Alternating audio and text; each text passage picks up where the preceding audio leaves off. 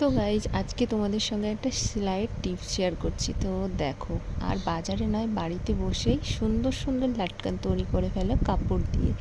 তো চলো বন্ধুরা, এই সুন্দর লাটকান দুটি কী করে তৈরি করলাম তোমাদের দেখিয়ে দিই। তো এখানে আমি 4 সেন্টিমিটার কাপড় নিয়েছি, চওড়া এবং লম্বা। তো এই কাপড় দুটো এখন দু সাইডে মুড়ে দিয়ে সেলাই করে নিতে হবে। দু সাইড, কিন্তু 4 সাইড না, যে কোনো দু সাইড তোমরা সেলাই করে নেবে।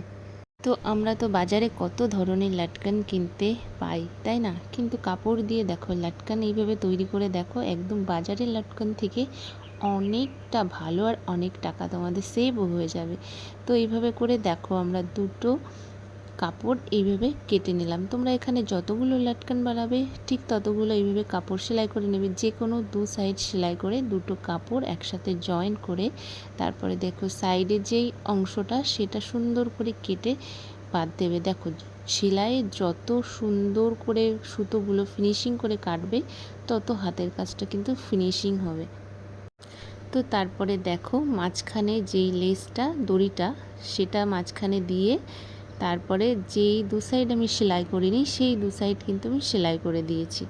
দিয়ে এই দেখো পাল্টি করে নিলাম। এবার কি করতে হবে জানো? এটাকে একটা বালিশ বানাতে হবে। হ্যাঁ বন্ধুরা, বালিশ যত আমার টুকরো কাপড় ছিল সেটাই এর মধ্যে টুকিয়ে একটা বালিশ তৈরি করে নিলাম। তারপরে দেখো আরও ছোট ছোট দুটো কাপড় নিমকি শেপ করে একটু গোল্ডেন কালারের লেস দিয়ে হাইলাইট করে ছোট ছোট লেস দিয়ে মানে দড়ি দিয়ে ছোট ছোট করে দুটো আবার কলকে বানিয়ে নিলাম, মানে লাটকান বানিয়ে নিলাম।